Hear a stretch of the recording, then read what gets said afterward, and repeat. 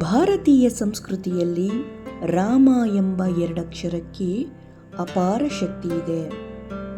ಅಧರ್ಮವನ್ನು ಅಳಿಸಿ ಧರ್ಮವನ್ನು ಪ್ರತಿಷ್ಠಾಪಿಸಿದಂತಹ ಮನುಷ್ಯ ರೂಪದಲ್ಲಿ ಅವತರಿಸಿದ ಭಗವಾನ್ ವಿಷ್ಣುವಿನ 8ನೇ ಅವತಾರವೇ ಶ್ರೀರಾಮಚಂದ್ರ. ನಾವು ಶ್ರೀರಾಮಚಂದ್ರರ ಒಂದು ಜಯಂತಿ ಅಂದರೆ ಜನ್ಮದಿನವನ್ನು ಈ ಒಂದು ಚೈತ್ರ ಮಾಸದ ಶುಕ್ಲ ಪಕ್ಷದ ನವಮಿಯಂದು ಮಹಾಪುರುಷನ ಜನ್ಮದಿನವನ್ನು ಶ್ರೀರಾಮನವಮಿ ಎಂದು ಆಚರಿಸುತ್ತೇವೆ. ದೇಶಾದ್ಯಂತ ಅತ್ಯಂತ ಭಕ್ತಿ ಸಂಭ್ರಮಗಳಿಂದ ಈ ಒಂದು ಹಬ್ಬವನ್ನು ಆಚರಿಸಲಾಗುತ್ತದೆ. ರಾಮನವಮಿ ಎಂದರೆ ಹಿಂದೂ ಧರ್ಮದ ಪವಿತ್ರ ಹಬ್ಬಗಳಲ್ಲಿ ಇದು ಕೂಡ ಒಂದು.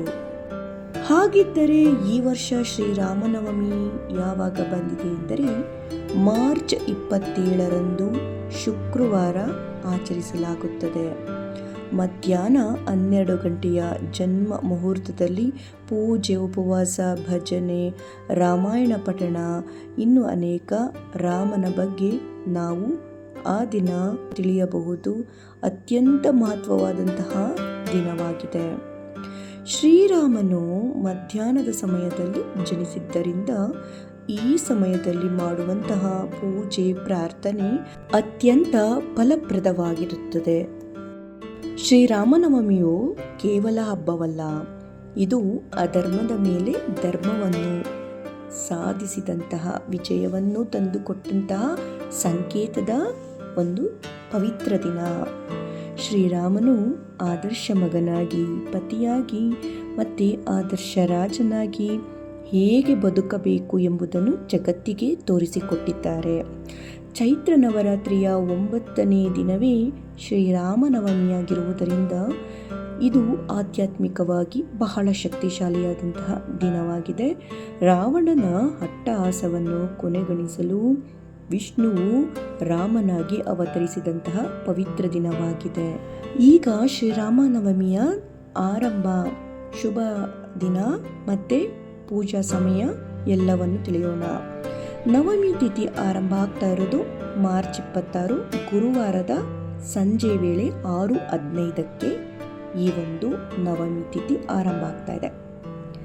ನಂತರ ಪೂಜೆ ಮಾಡಿ ಮತ್ತೆ ಇದನ್ನು ನಾವು ಕೊನೆಗೊಳಿಸ್ತಾ ಇರೋದು ಅಂದರೆ ಅದರ ಮಾರನೇ ದಿನ ಶುಕ್ರವಾರ ಮಾರ್ಚ್ 27ರಂದು ಸಂಜೆ 4:30ಕ್ಕೆ, ಅಂದರೆ ಗುರುವಾರ ಸಂಜೆ 6:15ರಿಂದ ಶುರುವಾದರೆ ಶುಕ್ರವಾರದ ಸಂಜೆ 4:30ರವರೆಗೆ ನವಮಿ ತಿಥಿ ಇರುತ್ತೆ.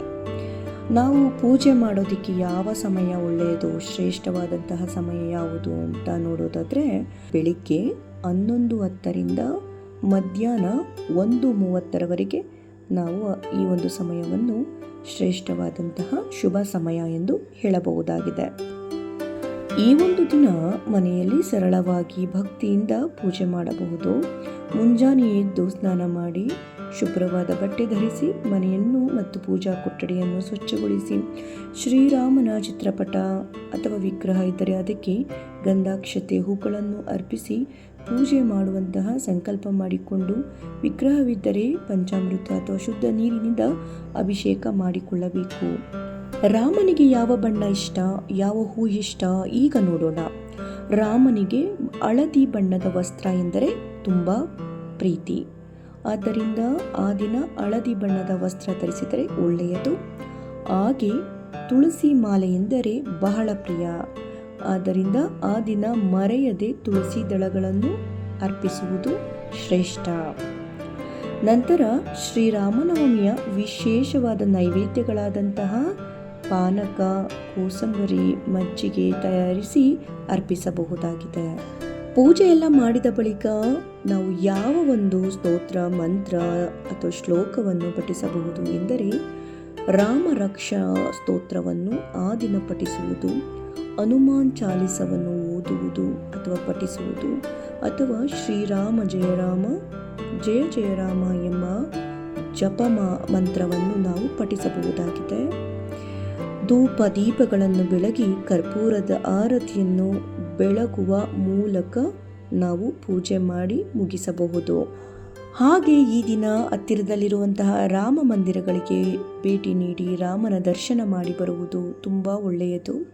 ಹಾಗೆ ಈ ದಿನ ಪ್ರಮುಖ ರಾಮ ಮಂದಿರಗಳಲ್ಲಿ ಅದ್ದೂರಿ ರಥೋತ್ಸವ ಮಾಡಲಾಗುತ್ತದೆ, ಶೋಭಾಯಾತ್ರೆಗಳನ್ನು ನಡೆಸಲಾಗುತ್ತದೆ. ಮತ್ತು ಶ್ರೀರಾಮನ ಜನ್ಮಭೂಮಿಯಾದಂಥ ಅಯೋಧ್ಯೆಯಲ್ಲಿಯೂ ಕೂಡ ಈ ಹಬ್ಬವನ್ನು ವಿಜೃಂಭಣೆಯಿಂದ ಮಾಡಲಾಗುತ್ತದೆ. ಲಕ್ಷಾಂತರ ಭಕ್ತರು ಸರಾಯು ನದಿಯಲ್ಲಿ ಪವಿತ್ರ ಸ್ನಾನ ಮಾಡಿ ರಾಮ ಮಂದಿರದ ದರ್ಶನ ಪಡೆಯುತ್ತಾರೆ, ರಾಮನ ಆಶೀರ್ವಾದ ಪಡೆಯುತ್ತಾರೆ. ವಿಶೇಷವಾಗಿ ಎಲ್ಲ ಕಡೆಯಲ್ಲಿಯೂ ಪಾನಕ, ಮಜ್ಜಿಗೆ, ಕೋಸಂಬರಿಯನ್ನು ವಿತರಿಸಲಾಗುತ್ತದೆ.